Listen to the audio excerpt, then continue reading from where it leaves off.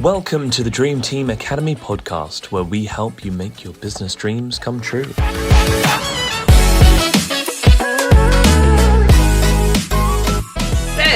welcome everyone to yet another Dream Team Academy podcast, where we bring people to you to inspire you and lead you to live a life you love, so you can live your dreams and help others do the same.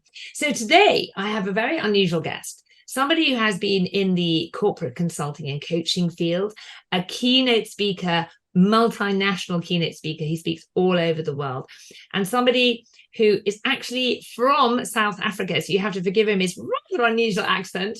So welcome, Allan Kleinum. Thank you for being here and joining us from your car, because you couldn't get back to your studio. So that's absolutely fine. I met you through Unleash the Power Within. So I know we're both Tony Robbins fans, and we love his work. How pivotal was Tony Robbins to helping you on your journey, by the way? Wow. Well, first of all, thank you for having me here. I'm really excited to be here with you, and I really appreciate the opportunity and the invitation. And wow, that's a great question. And Tony has been so instrumental and so pivotal to my growth. I first came across Tony in 1990 when I first arrived in London. I was 23 years of age, and I just arrived in London. My very first book that I bought when I arrived here after 2 weeks of being here in London, I was looking for a book to read. I walked into the W.H. Smith in the Victoria Station. And in those days, I have to say, Lisa, in those days, the self-help section was usually just, a corner in the furthest part of the shop. And there was only a handful of books in the self-help section. And if you were in the self-help section, you were usually the only one. And everyone else was kind of giving you the eye, wondering what you were looking at. And I walked over to, that area of the bookshop. And the first book that caught my eye kind of jumped out at me. It said Unlimited Power. It had a very unusual cover. It was a mannequin, a faceless mannequin with these lines going out into the future, behind it. It looked very futuristic, and it said Unlimited Power in big writing. I picked it up. It was a really thick book. Tony only writes thick books. And I turned it over and I read the back flap, and it said Anthony Robbins is America's peak performance coach, a master of neuro-linguistic programming. And I thought, wow, neuro-linguistic programming, that sounds very interesting. Let me buy this book. And that was my introduction to Tony's work and NLP. And, I loved the book, absolutely loved it. Tony came to the UK in 1993 and 1996, and I wasn't ready. But in 1999, I was really ready for him to attend. I went to that workshop 4 days sober after being 18 years drunk and high. And I arrived there 4 days sober. I was suicidal. It was my last chance. It was my last hope. I figured that if Tony couldn't help me in that workshop, then I was, really thinking about jumping under a train. And I had been doing that for a long time, thinking about that. And so I got there 4 days sober. As I said, on the third day, by the time the third day came around and we did the Dickens process, which is a very powerful exercise for those who have never done Unleash the Power Within with Tony. It's a long exercise, and I came out of the other side of that Dickens process and really feeling like I'd really played full out, and I left everything right there on that square meter of floor, in that Cardiff Convention Centre in Wales. And next minute I had the microphone, Lisa, and in those days in 1999, there was only small groups. We had 1,500 people, but at the time, 1,500 people was a lot of people for me, considering that I was there 4 days sober, and it was now 7 days since I had been sober, and I was really intense, and I never smiled. And, I think I arrived there with a sign on my head that said, "Don't come near me." And, when I played that Dickens process, I played really full out, and I suddenly had the mic, and I was telling Tony how much I loved him and how he had been saving my life on cassette tape for many years, 9 years by that stage. Because I'd been suicidal many times before. And whenever I was suicidal, I used to listen to Tony say, "This too shall pass." And, and I told him, I said, "Listen, man, I really played full out, and I believe this exercise really changed my life, And, I realized that I've got all these limiting beliefs, and I've been, I've buried a lot of my trauma under alcohol and drugs for, most of my life." And I said, "I'm here 4 days sober." And I said, "I love you so much." I said, "I've been listening to you for so long, and, this exercise really changed my life. I can see how if I don't change my belief system, I'm a dead man." And then I just said out loud, I said, 13 years ago, something happened to me in Angola. I was a soldier for the South African Defence Force. I went to Angola on a covert mission. We weren't allowed to be there. And I was in the civil war of Angola, the Angolan civil war, which is called the bloodiest war in Africa for many years. Millions of people lost their lives. And I said I was on the front line of the operation, and I killed a lot of people, and it's been eating me ever since, and I buried it in alcohol and drugs. And I said, but I really believe that I've stepped over a threshold in this last 4-hour process. And, I believe that I'm ready to move forward, and I've changed my belief system, and now it's just a case of really ingraining it into my nervous system. And I said, I just want to tell you how much I love you, and I thank you, and I'm really grateful for you, and grateful for this weekend, and everything that you've ever taught. I'm a massive student of your work. And Tony was crying by this stage, and he came down off the stage and started walking towards the back of the room where I was located. And I climbed out from the back of the chairs, and I ran down the aisle towards him, Elisa, and I tell you, about 3 feet away from him, I took off, right? And I literally leaped onto him like a monkey, and he caught me. I wrapped my arms, my legs around him, and I just held onto him, and I cried in his chest, And then eventually I stood down on the ground, and he grabbed my head with his big hands, and he looked down into my soul. I'll never forget it, right? And, Tony's a really intense individual. And, if you get up close to Tony, you can really feel his energy and his power. And I just stood there, in a trance, looking up at him, and it felt like he poured love into my soul with his eyes, And he said to me, I remember exactly what he said. He said, everyone deserves a second chance, even you, Take the lessons, let the rest go, make your life magnificent. You deserve it. He said, it's time to stop whipping yourself. I can see you've been whipping yourself for a long time. And I was, my greatest enemy, and I was really, I was unhappy for a long time.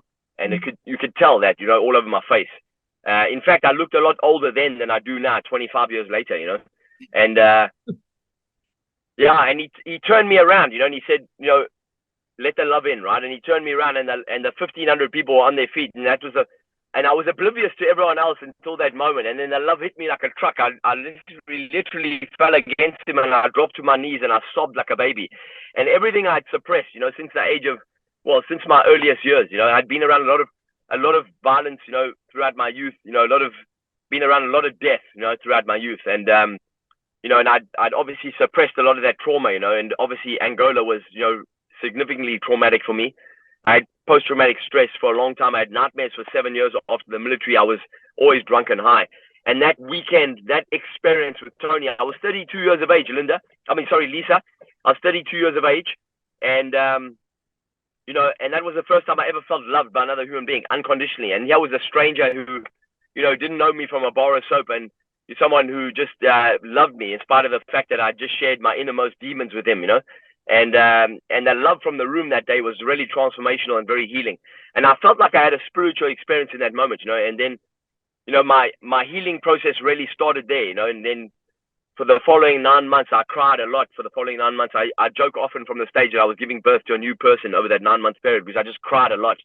And I was grieving a lot. I lost a lot of friends in my youth for various reasons, some of them in the military, and a lot of them before the military, to suicide and drug overdoses, etc., and freak accidents. And but that was the moment I began to grieve, and really began the healing process, and really just began to forgive myself and love myself, and put a lot of practices into place.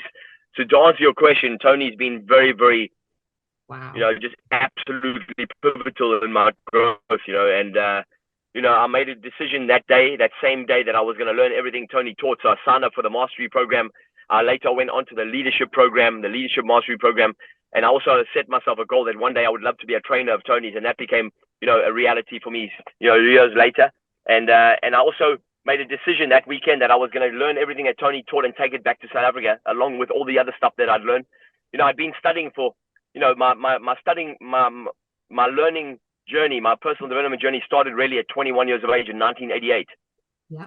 I was 7 months out of the military, yeah. And my friend introduced me to personal development. He introduced me to Think and Grow Rich, Napoleon Hill, and he introduced me to Louise Hay and John Kehoe and Brian Tracy, Les Brown, and Zig Ziglar, Jim Rohn. And I read every book my friend had in his flat, and all the cassette tapes. I devoured them, And then I left in South Africa in 1990, and that's when I came across Tony. And I used to spend my time at the St. James Church in Piccadilly, listening to speakers, and I was just reading book after book and listening to cassette tape after cassette tape. And and then I got involved with Landmark Education in '94, and I did the Landmark Forum, and I got my relationship with my father from that, and I went through the whole curriculum, and I trained to be a forum leader. I took Landmark to South Africa for the very first time in '98. I was very proud of that, and helped to establish a Landmark in Cape Town, and was very instrumental in creating the first Landmark Forum in Cape Town in October of '98. and we had 350 people in that room. We had black people, colored people, mixed race people, Indian people. We had racists, we had policemen, we had farmers who brought their whole staff of 30 people, 30 mixed race people. In South Africa, we call them coloreds. That's a term that's used very, very openly in South Africa, but they're mixed race people. And we had all kinds of people in that room in October 98. I remember I cried for 4 days. It was just insane to see the transformation taking place there. And I was going to be the forum leader for South Africa, in 1999, when I was finishing my forum leader training here in London. And but I was still very unhappy. And even though I had a very good memory, and even though I was absorbing all this information for 11 years, and studying intensely and absorbing books and cassette tapes, and obviously Landmark played a pivotal role in my life too. And I was still unhappy, and I wasn't actually using everything I was ingesting, And so when I came across I came across an advert for Tony in the paper, it was like a sign for me. I just thought, what, I'm still unhappy. I've got all this knowledge, but knowledge is obviously not working for me. I need to actually, I need to put myself in a room with Tony. And that's when I went to Tony, and then my life went in a different direction, And I came out of that workshop, 8 days sober, with a brand new direction, and I got involved in new environments. I took myself out of a toxic environment that I was spending a lot of time in. And I began to, go to the Yes Group here in London. And then 2 months later, I found myself on the Life Mastery program in Hawaii, 2 months sober on my first program of the Mastery University curriculum. Yeah. And, the rest is history. You know what I mean? I went back to South Africa 2 years later, and I spent 7 years there, just really, making a difference. I did exactly what I dreamed about doing. And I went back to my country, made my peace with my country, and got involved in the transition that was taking place there, built an amazing company, did a lot of coaching and leadership training, ended up working with Springbok rugby players, the police force, the defense force.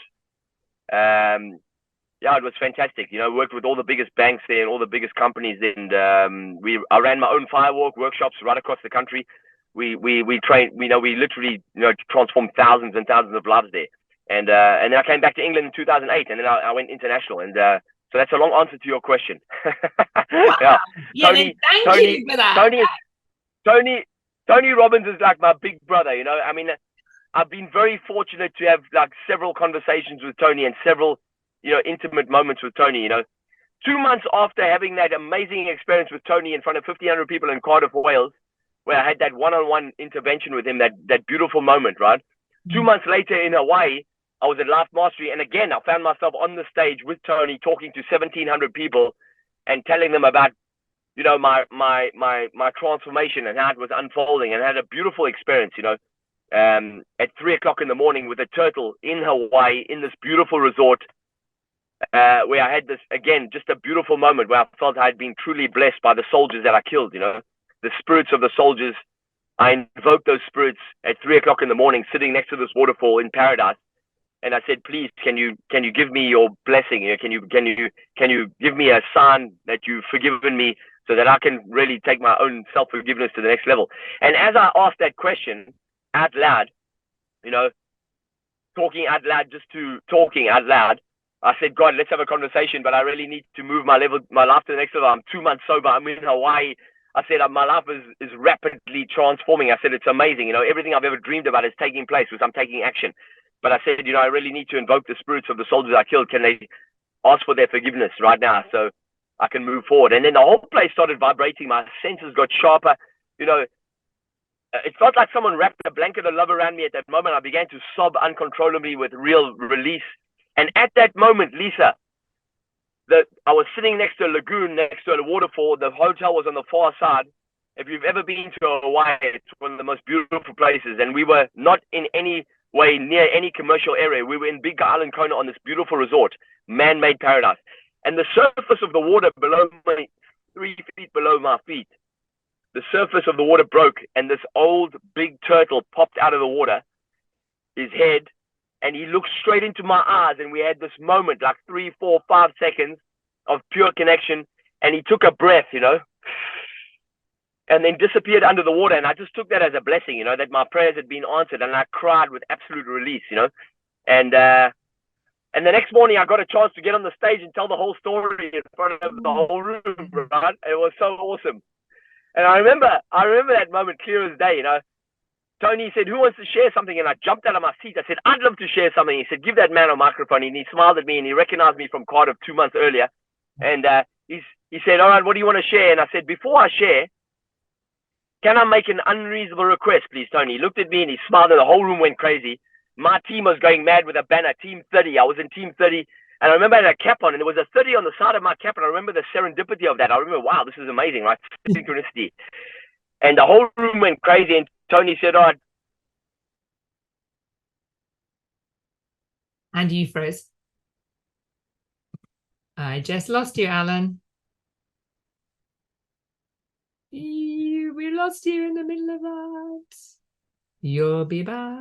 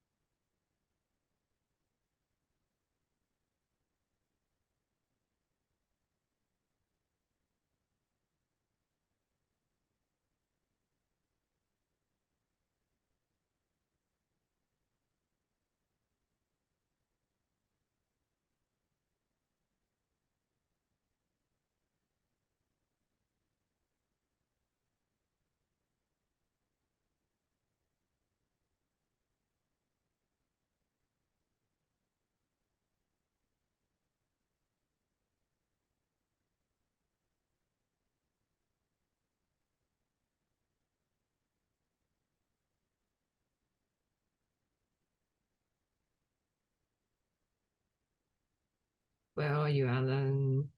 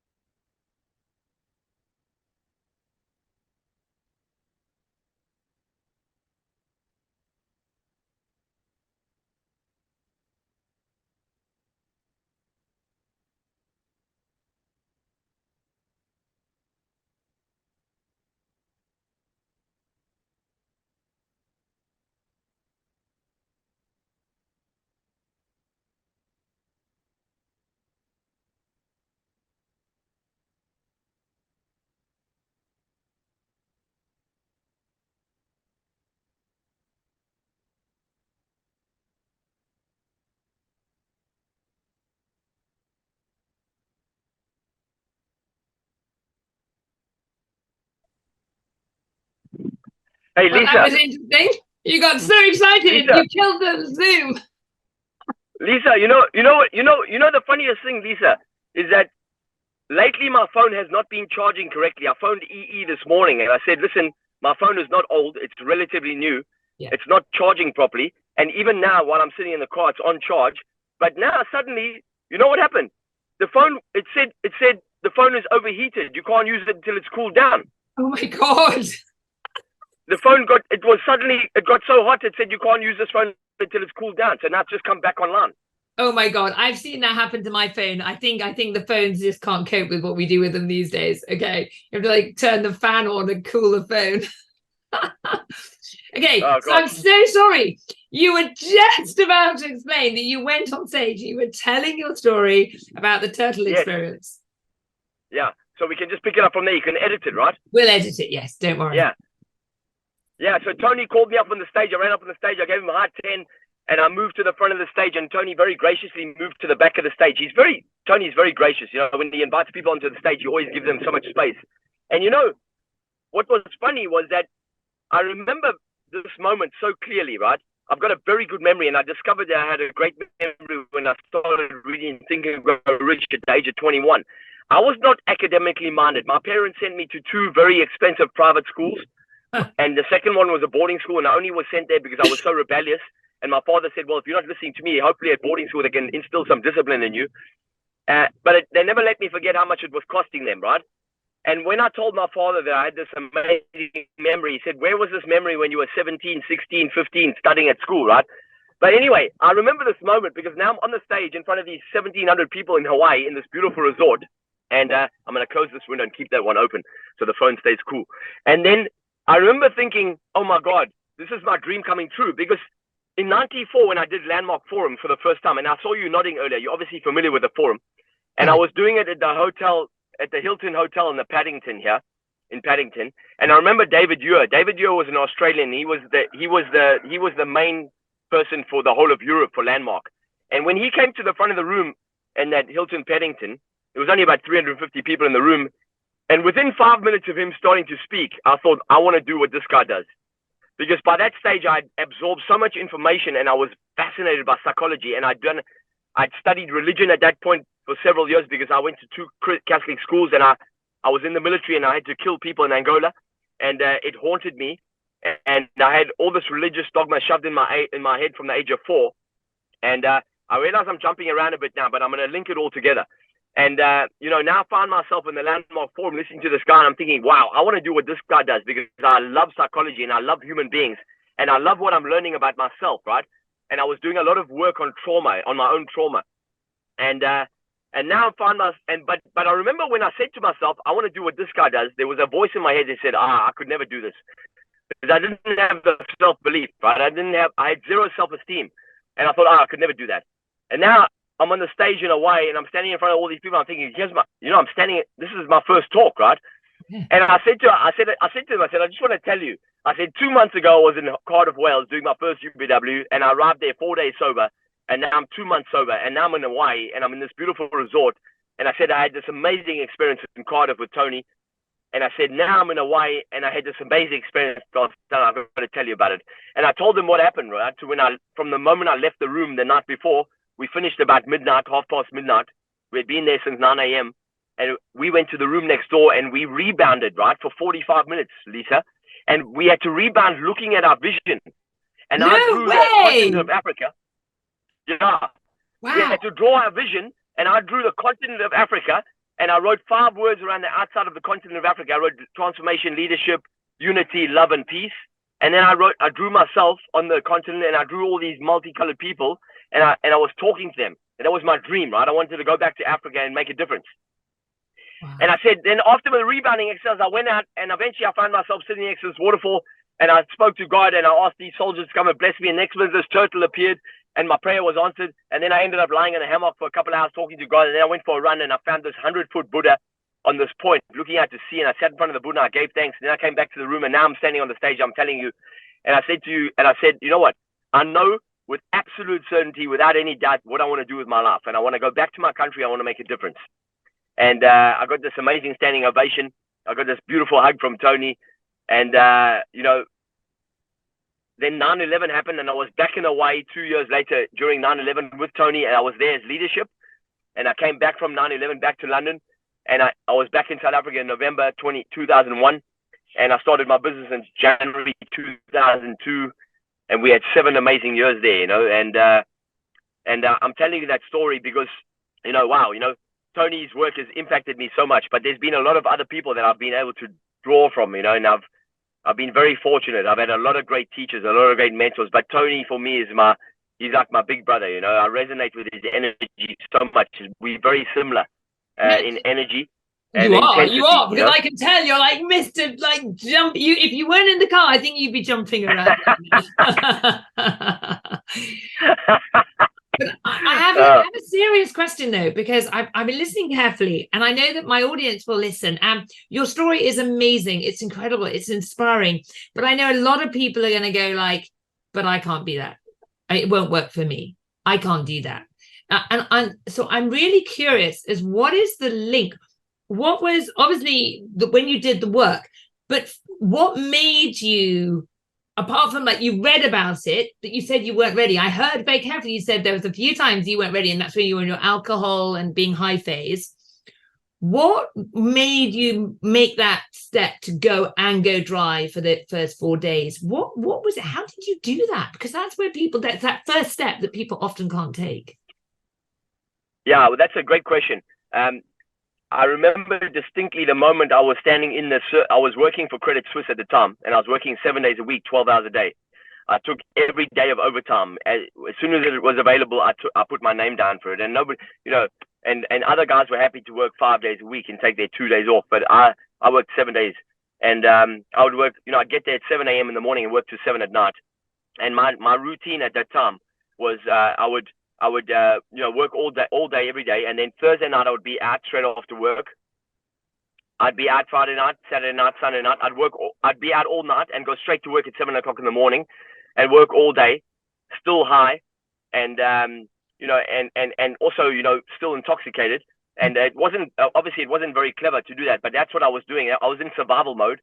And then I would be out all night Sunday night, I'd come straight to work on a Monday. And I was using cocaine to get through the day. And then Monday night I'd go home and I'd sleep like the dead on a Monday night. Now, on a Tuesday morning, I'd come to work feeling somewhat refreshed because I always had a great night's sleep on a Monday night. And that Tuesday morning in May, I remember I was on my way to work and just thinking about, how upset I was with myself and how, I used to berate myself because I was reading and studying all the time. I was going through Landmark at the time. And, I was out of integrity, in terms of Landmark, because it's all about integrity and personal responsibility and taking 100% responsibility for your life and your relationships. And my relationship with myself was completely out of whack. I was so conflicted. I was aggressive. I was confrontational. I was arrogant. I could arrogantly coach you about your own life, but I wasn't doing anything myself about mine. And I was berating myself. And I got to the office that day, and I remember very clearly I was reading the paper from the back page forwards, because I used to read the football scores, and I was, I'm a massive Liverpool fan, and I love sport. And I was reading the football, and then as I turned the page, if you look at those tabloids, usually at the back pages, there's always adverts for things.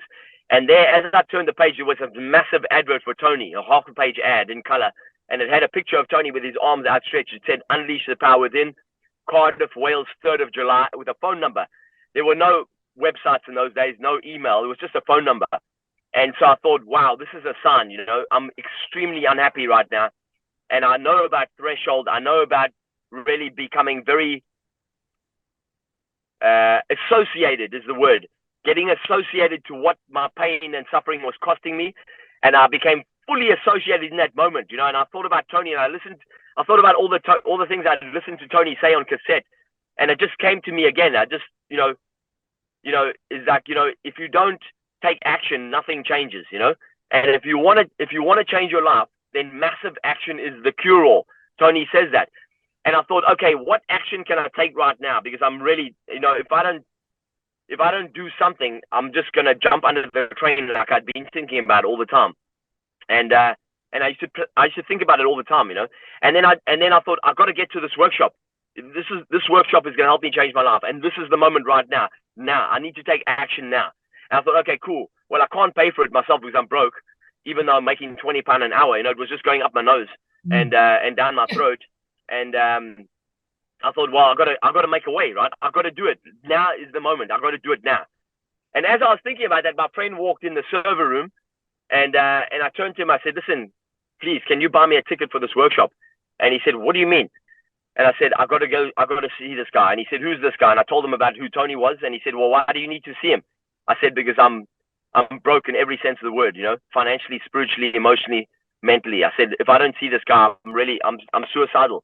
And my friend was very surprised. He said, "Wow, bro, I could never tell that about you." And I said, "Well, I'm very good at wearing a mask, and I've got a lot of different masks for a lot of different environments."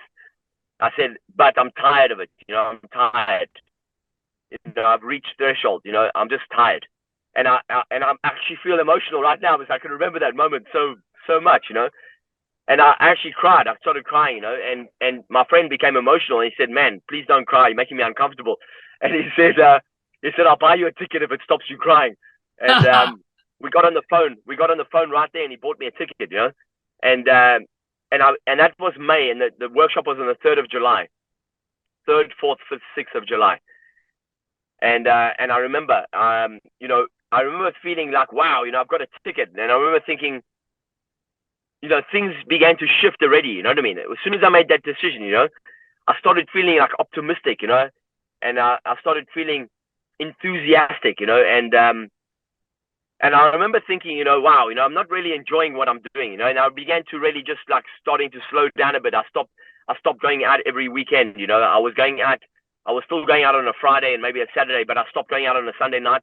I would spend the Sunday evening at home and just like really just, starting to relax. And I'd started reading. I was reading all the time, but things changed when I made that decision, and I had that ticket, and I started to really look forward to the workshop. And then, as I said, 4 days before the workshop started, I went to a mirror and I spoke to the mirror. I was doing a lot of mirror work, and I went to the mirror and I said, Allan, you got to go to this workshop sober. And that starts now. It's 4 days away. You cannot arrive there, intoxicated in any way. You got to start cleaning out your system now. And that was 4 days before the workshop. And so to answer that question, I've done a lot of work with people over the years, individuals, companies, organizations, groups. You have to become fully associated to what your negative, destructive behavior is costing you. If you don't become fully associated to it, then you will create buffers. And buffers are just statements we make or belief systems that we create that allow us to continue to act in a destructive behavior. Things like, well, that's just the way I am, or, it's not really affecting me, I can handle it, things like that, you know what I mean? It's not really that bad for me, the same things I used to tell myself all the time, you know what I mean? And then I just got fully associated to what it was costing me, in terms of energy, health, relationships, money. And I just thought, wow, this has to change now. And it changes. And I've got to find a way to buy a ticket for this workshop right now, today. And I did. I found a way. And then I became enthusiastic about it. And I started thinking about, maybe I should start putting into place, the things I'm studying, and then, yeah. So if I can go back, so you did a landmark before, and you'd already decided. So while you were still abusing alcohol and drugs, you were doing the leadership program, or whatever, the forum leadership program, or similar work, whatever, being one of their coaches. So like you said, you were out of integrity. So you were managing to hold the two spaces of the conversation that they teach and then this other life.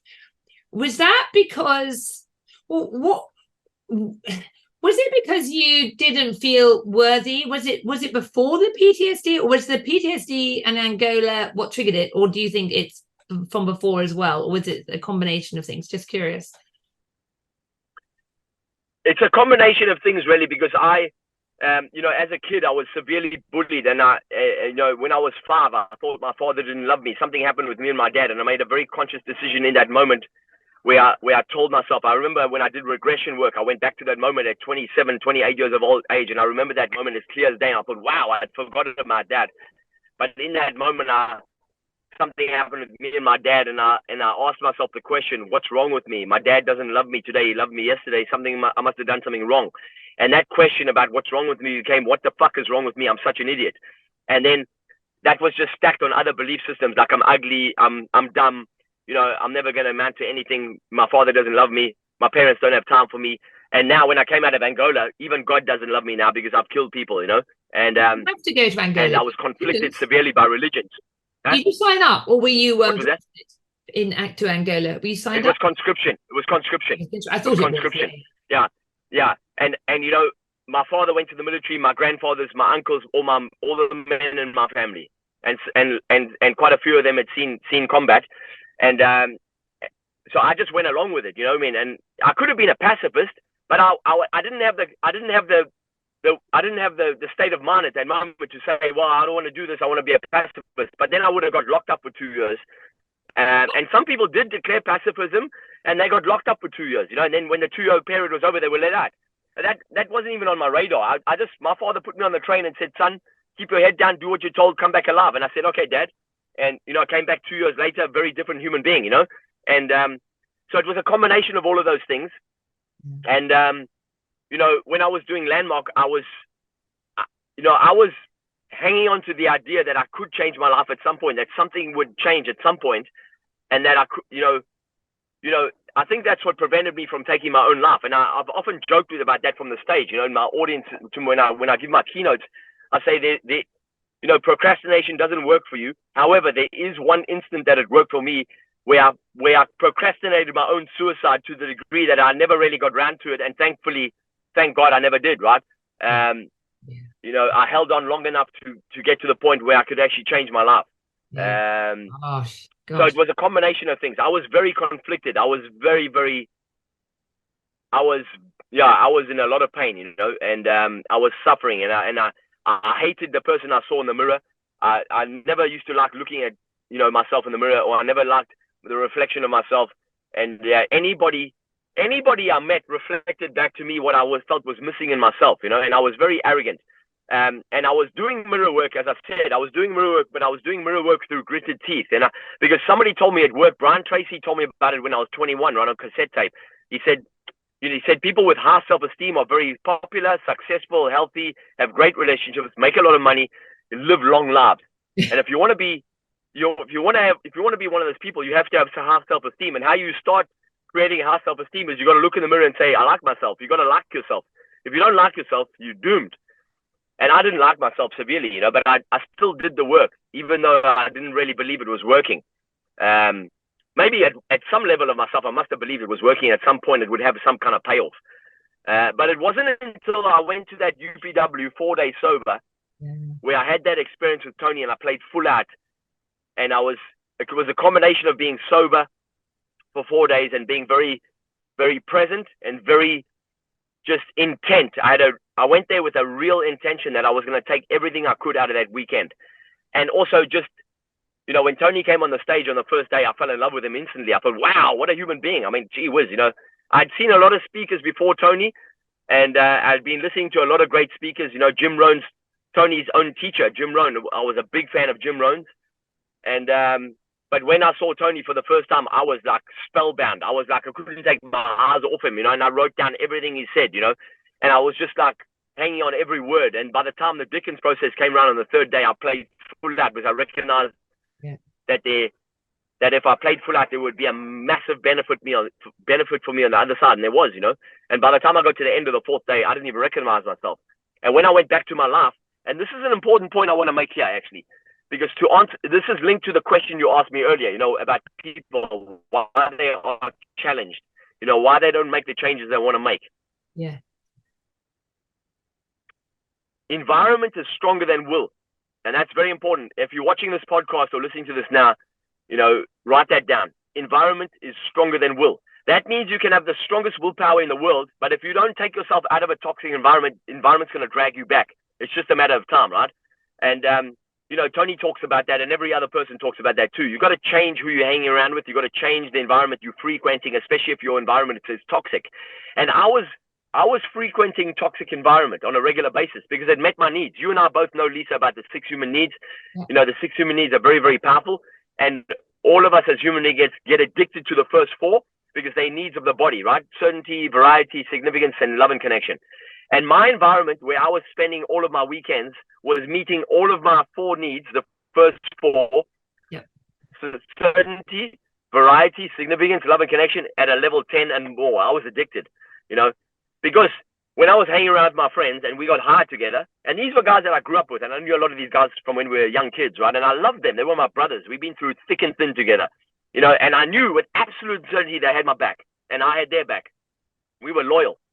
I knew that if I went out with these guys on the weekend, there was a lot of variety, and it was, you never knew what might happen, and it was always full of amazing fun, right? And we get into all kinds of trouble, and it was all awesome, and I like to, I'm the kind of individual, I've always liked walking that line, where it's bordering on, it's adventurous, but it could be dangerous, Yeah, because I grew up in a dangerous environment, and I think it was just, I grew up in an environment where I had to learn how to survive, and I get a fair kick out of, I love uncertainty, and Tony says, your life, the quality of your life is directly related to the amount of uncertainty you can handle with absolute certainty.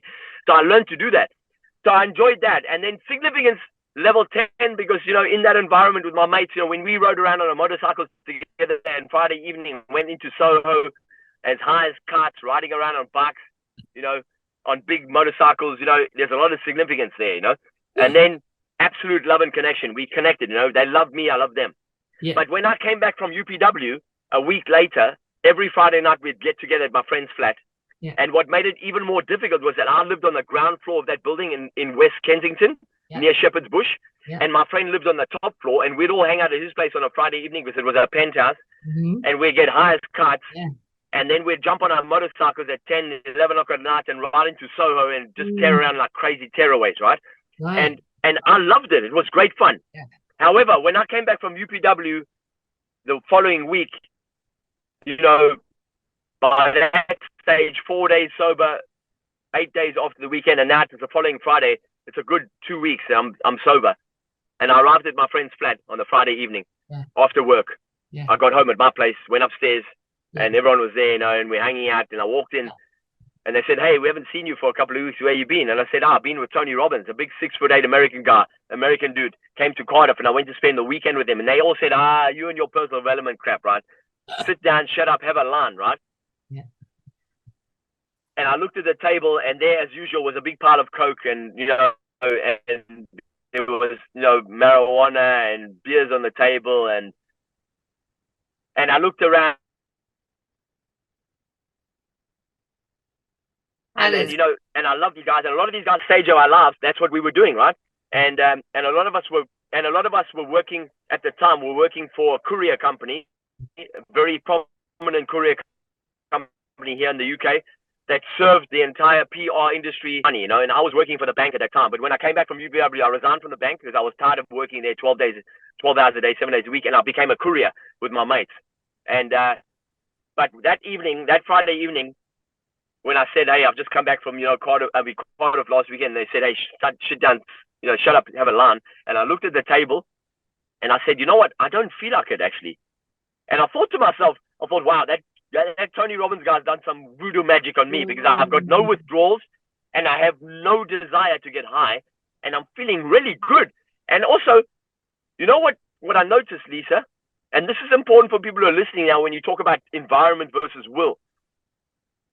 I really felt confident in my own opinion for the first time in my life, right?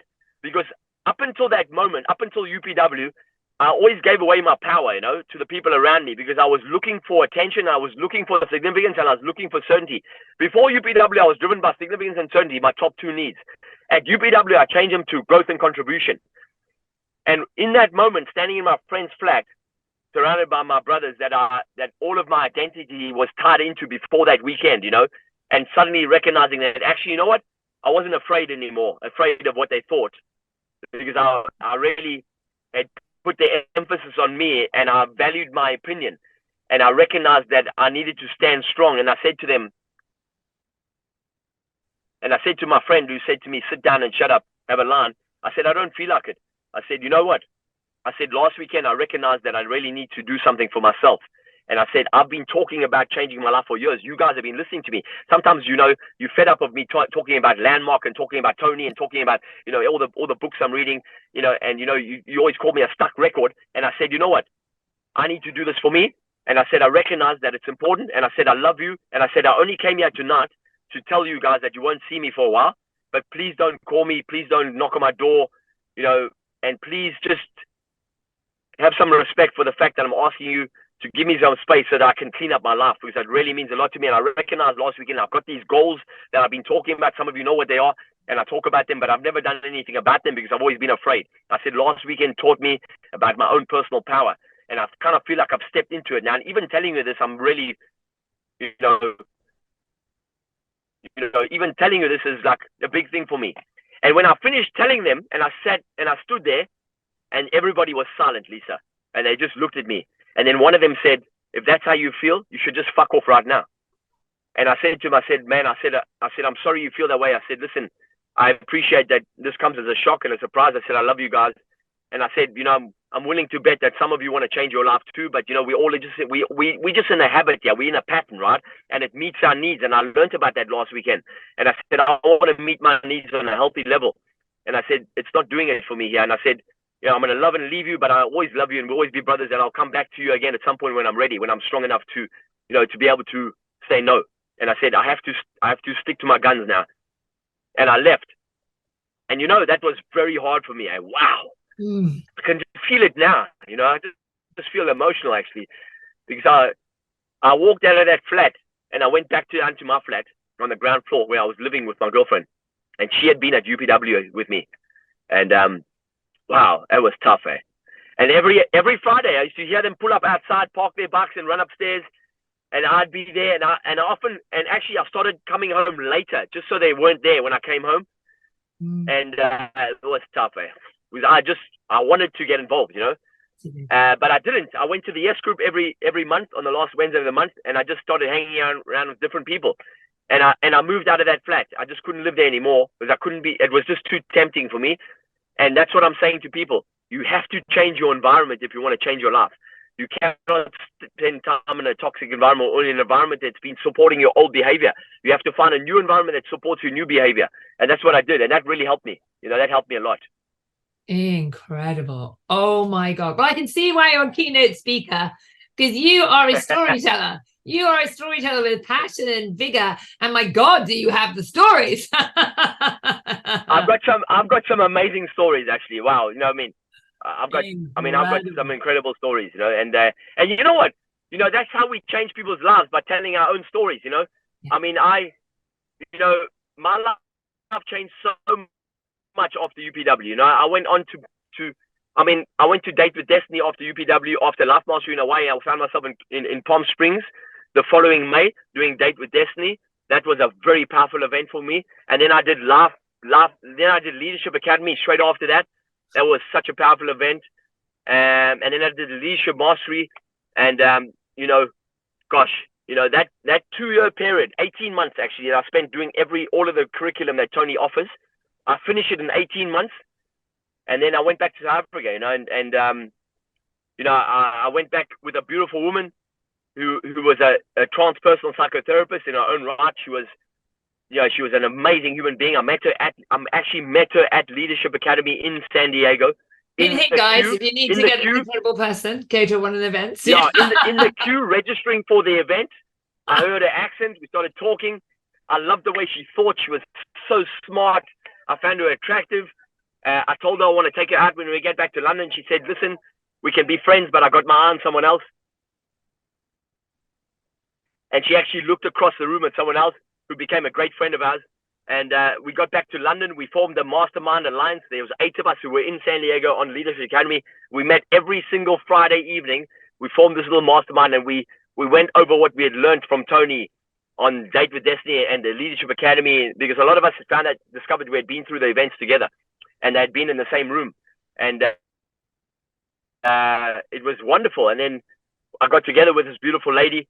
I said to her, I want to go back to South Africa, and I want to change my country, and I'm going back there at the end of this year, and which was only a couple of months away. And I said to her, do you want to come with? She said, I'll come with. She came with me. We built an amazing coaching training business.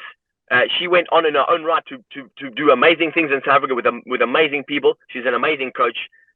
She's now my ex-wife, and because we were together for 12 years. And in 2013, we got divorced. She lives just down the road here behind me, actually, with my kids. And we got 2 beautiful kids, and I'm her greatest fan. She's an amazing human being. She's an amazing mother. I couldn't have asked for a better mother. I couldn't have asked for a better ex-wife. And she's just an amazing human being. She's an amazing coach, and I'm her greatest fan. And so is that how you got started coaching? So when it was in South Africa that you started doing the coaching, you'd done the training and you would work for us, but that's when you set up your own self that first. Yeah, I wanted to start in South Africa because I needed to go back home after being away for 12 years. When I left South Africa, I made a promise to myself I'd never go back, because I just had so many. I had a lot of anxiety about it. Whenever I went home, I didn't go home much between the time that I left in 1990, March, and I arrived in London, till 2001. I went home very few times and for very short periods. Just 3 times, in fact, for short periods. And every time I went home, I felt very anxious. When I got off the plane, I still had post-traumatic stress, And but when I went back after all of my leadership mastery with Tony, and I went back in 2001 to set up the business with Maxine. Yeah, I felt different. I was ready to, and I wanted to. He's overheated his phone again. Oh, bless his heart.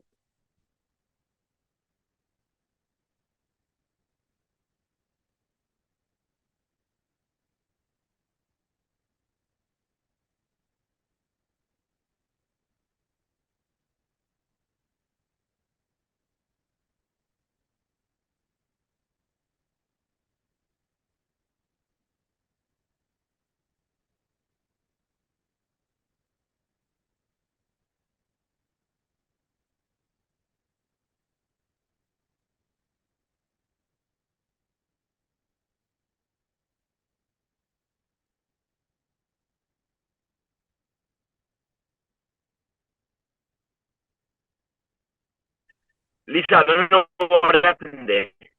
Oh, it's okay. I think it's your internet. You are lagging slightly, but you know what? Your content is so So amazing. anyway, Go, yeah. finish it. So I remember exactly where I was. So I wanted to start the business there. I wanted to start in South Africa, back there, and start there. And it was wonderful for me. You know, it really did. It really allowed me to take my healing to the next level. And I was able to, I mean, we did some amazing things there. I worked with women who had seen their children raped. I had worked with people who had watched their families get murdered. I worked with people who had been held up at gunpoint, and I worked with women who'd been raped. I mean, I did some really, really powerful interventions with a lot of people, and our workshops. It was amazing. I had people coming up to me in the street whenever I was walking around South Africa, just saying, "Wow, I was in your workshop. When you came to the bank, I was in your workshop when you did your presentation in Johannesburg. I just want to say thank you, and thank you for telling your story, because I was telling my story very transparently, and yeah, it unfolded perfectly, it unfolded perfectly. Everyone's waiting for the train line here, so I'm going to close that window.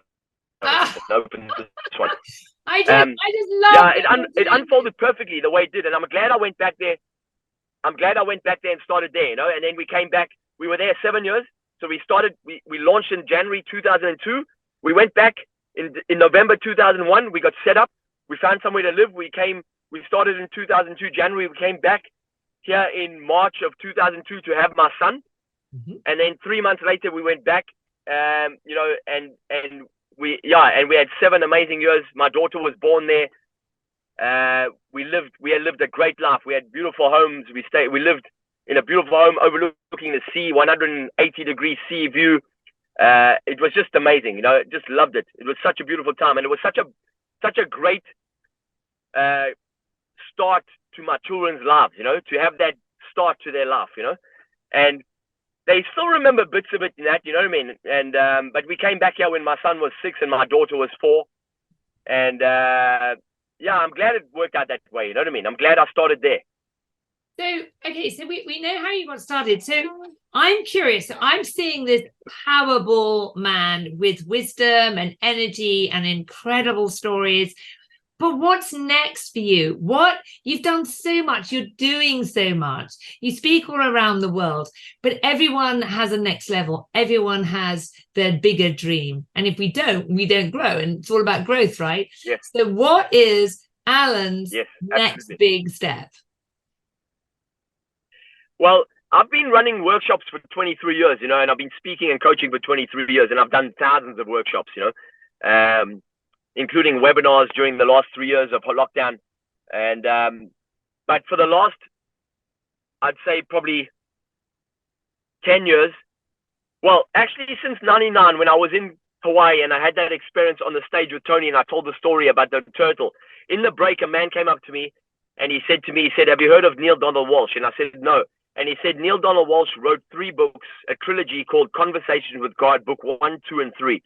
And he said, my message to you is to read these books." And I said, "Thank you. I will read them. I love reading."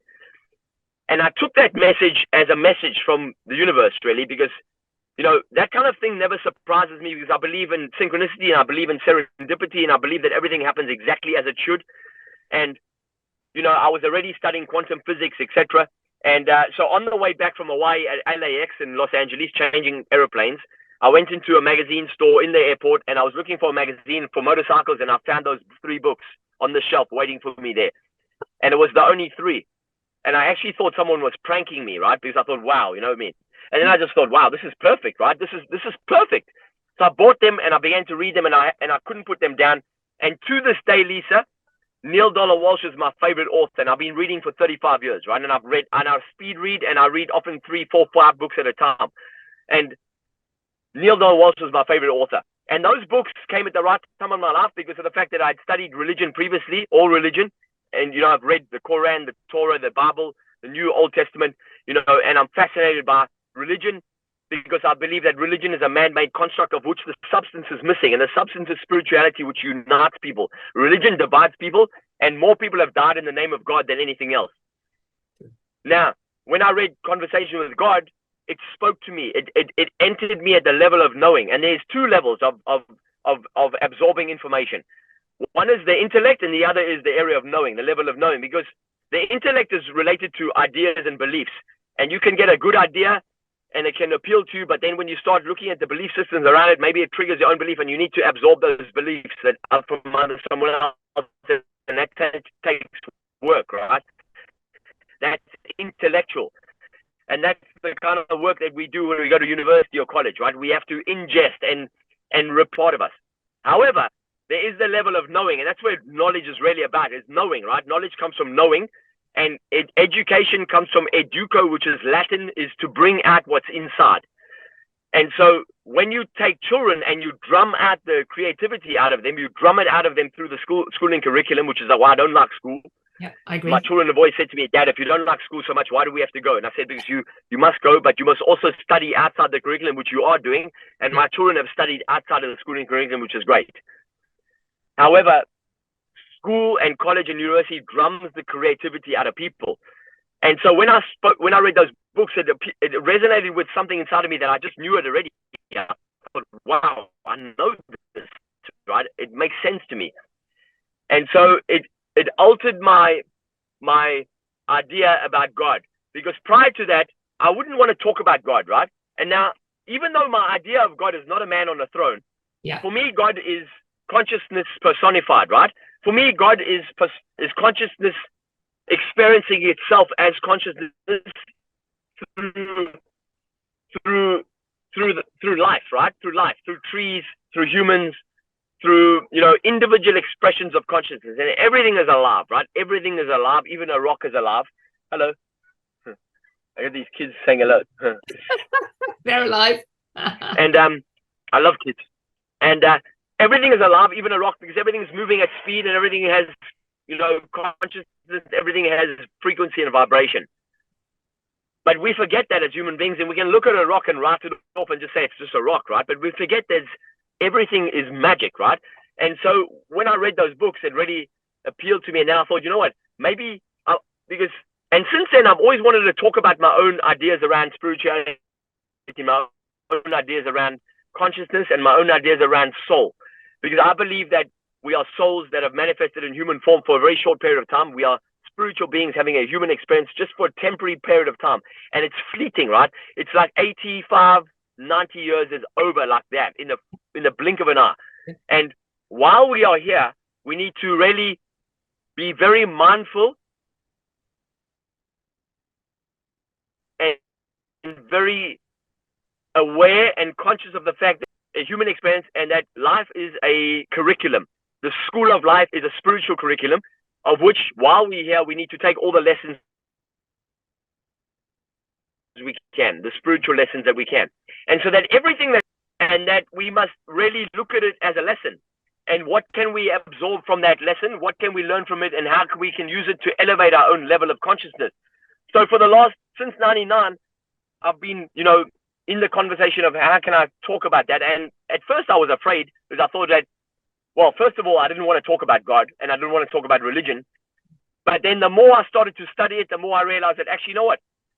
That is my calling. So to answer that question of you is because when I tell my story and I tell people that I actually killed people, and I can talk about it now, and in 2027, it'll be 40 years since that happened.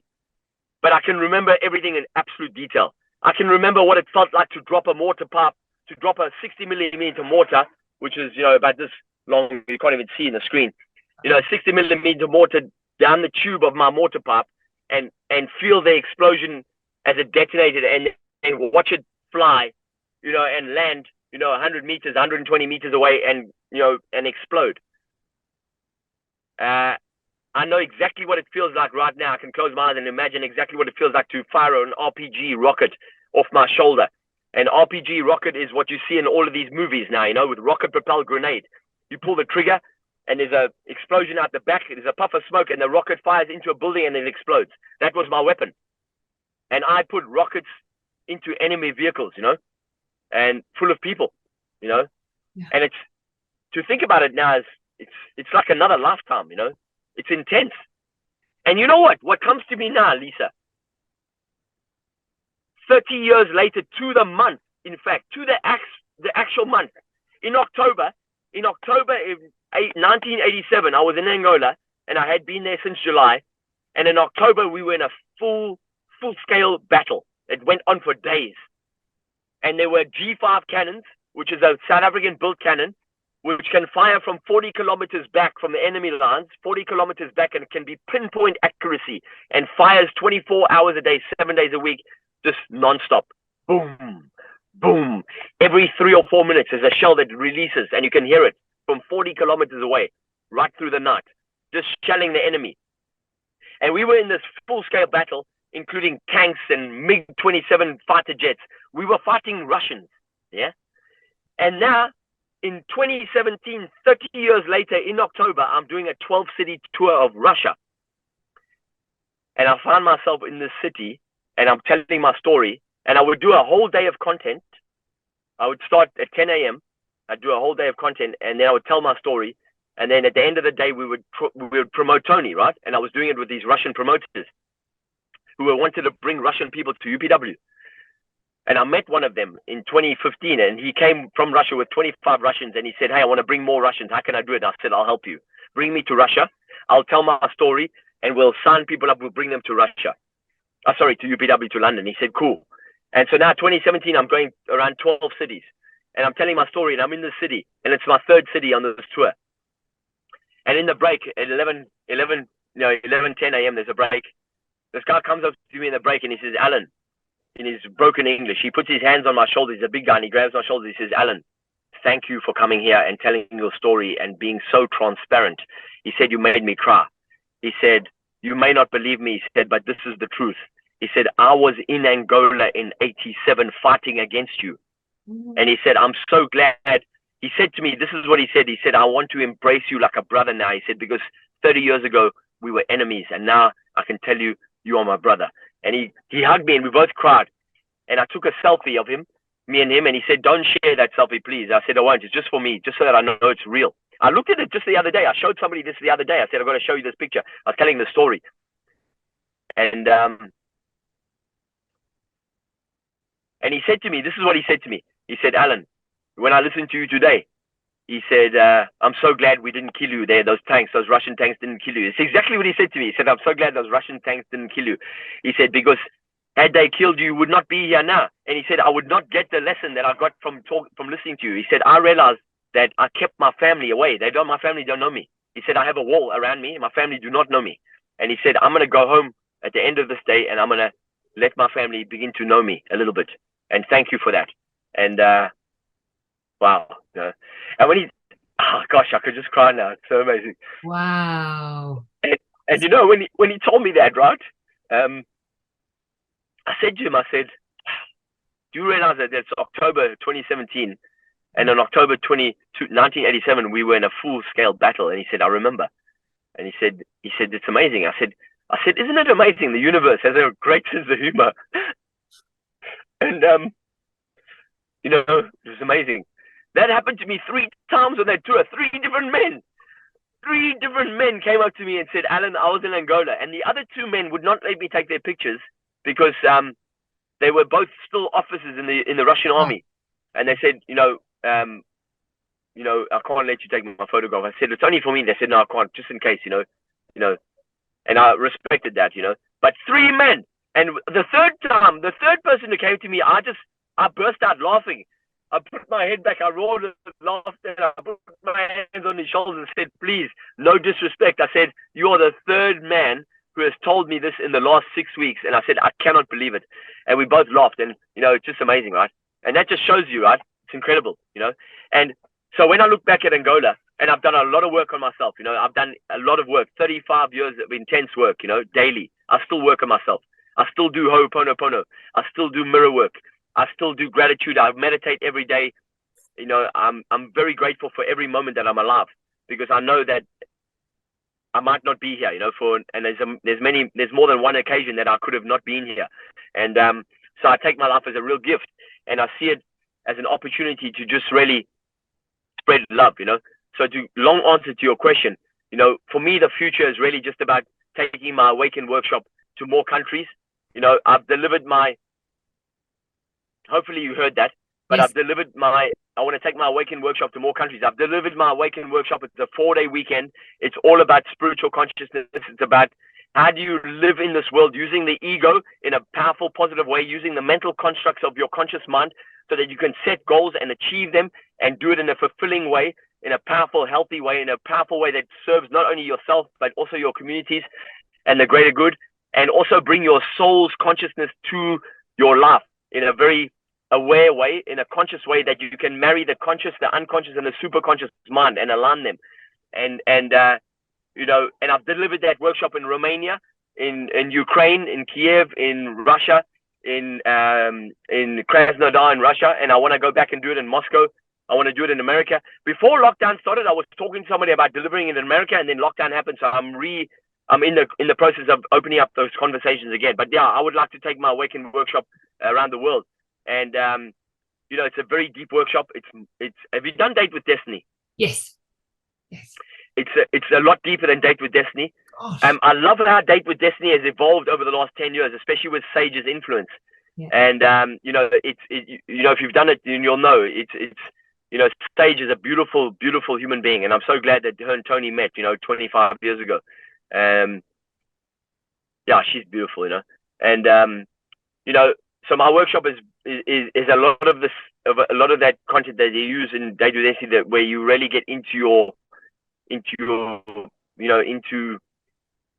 the spiritual side of yourself, and so it's very deep, and we have a very deep, long conversation about death, because people are really afraid of death, and death is something that really terrifies people, and really the workshop is about, it's just how do you really heal your heart? How do you heal the relation with yourself and your parents first and foremost? Because those are the 3 relationships that help you to heal your life in every other area. If you have any resentment for your parents or for yourself, your life does not work properly, fully, to its full capacity. You have to heal those 3 relationships. And then you have to develop a spiritual practice. You have to have a spiritual practice, because we are spiritual beings, whether you like it or not. Whether you believe it or not, you are an energetic being, and you are 90% energy, 10% matter. And until you accept that and really embrace it, you're only going to be able to experience life at a certain level, and there's so much more available for you. Well, it's like Master Co said, Master Co at UPW, That's all I have to say about that. He got into healing his wife, and he didn't even believe it. And yet it still healed her, and he learned his pranic healing, and then that changed his life. And now he heals people over the world. And it's extraordinary, these sliding doors, these synergistic opportunities. It's amazing. So the Awakening, so make sure that, so is that something you run at the moment? Do you have one coming up? How often do you do these? How often I'm doing the next one in person live will be next year, 2024. Yeah. Haven't set the date yet, but I'm going to set the date soon. We're going to start marketing that soon. It's going to be live in person. It'll actually probably be a hybrid. Actually, probably be a hybrid, because in December 2019, as I always do, after Date with Destiny, I spent a week in Miami, and I look at the following year, and I looked at 2020, and I thought, wow, I'm booked up the whole year. And my workshop was booked all across Europe, and I was excited. I had speaking engagements right across Europe and in America. And then lockdown happened, so I had to move everything online. And we were able to reach more people online than we did in person, which was great. So it'll probably be a hybrid next year. And it'll be next year, yeah. Amazing. So I will put all your details. You make sure I've got all your details so people can reach you. What's your best way that people can reach out? Just say now, it'll be in the show notes, but just so people can hear, what is the best way to find you, track you down? What's the best way? Facebook and Instagram. Facebook and Instagram. Okay. So I'm on Twitter, I'm on LinkedIn, but I never use those platforms. I set up a LinkedIn profile in 2009. I haven't even looked at it since. Everyone keeps telling me I should use LinkedIn more. I said, yeah, I don't know. Whatever works for you. Maybe I should. Yeah, it's a good platform. I'm a social media coach, right? It's a good platform. They're all good. You just use. Well, maybe you can help me. I might be able to help you. Exactly. It sounds like not using LinkedIn. We probably should get you there. But you want to have all your, just 1 second of expertise in my area.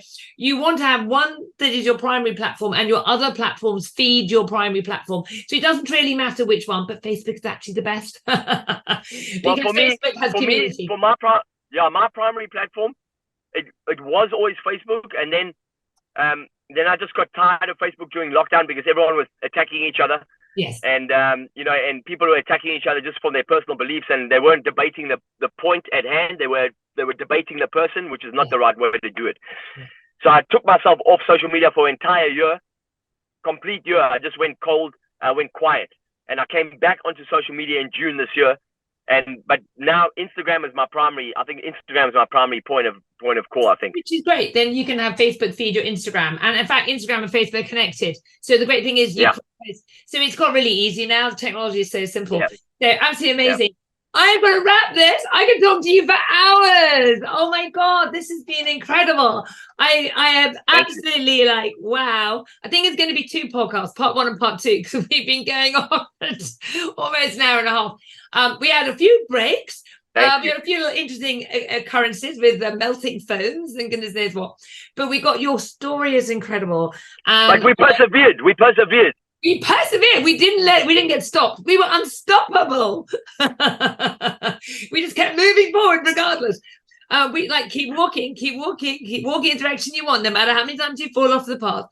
And I am so honored that you gave me this time. Thank you so much. Really amazing to meet you. And thank you.